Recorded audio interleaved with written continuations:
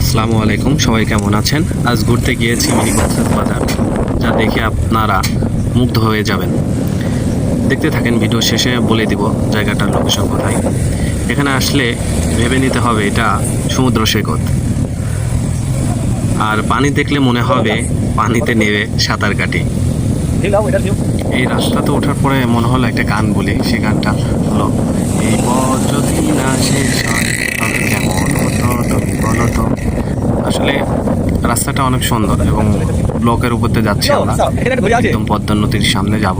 দেখেন, এটা হচ্ছে মূলত হচ্ছে রূপপুর পারমাণবিকের, এটা হচ্ছে ব্লক। এদিক দিয়ে পানি যাওয়া আসা করে।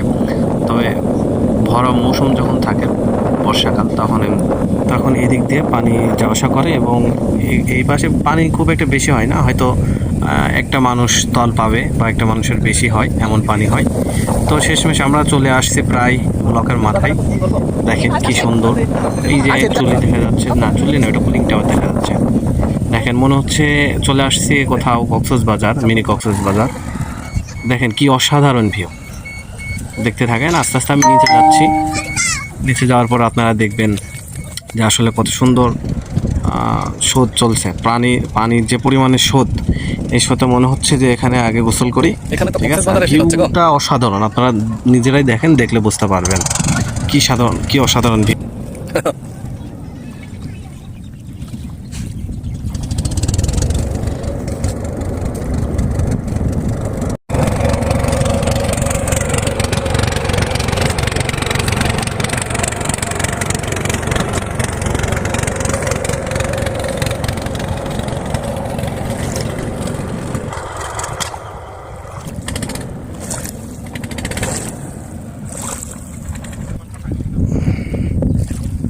রূপপুর পারমাণবিক প্রকল্পের পিছের দিকে একবার দেখেন, জায়গার ভিউটা দেখেন কি অস্থির, মনোমুগ্ধকর ভিউ। মনে হচ্ছে কক্সবাজার আসছি, কক্সবাজারে ফিল হচ্ছে। একজন নৌকার পারে উঠবে। ওই সাদিয়া, আমি শেষ। আমার কি অবস্থা, তুমি আমাদেরকে একবার তাকাও।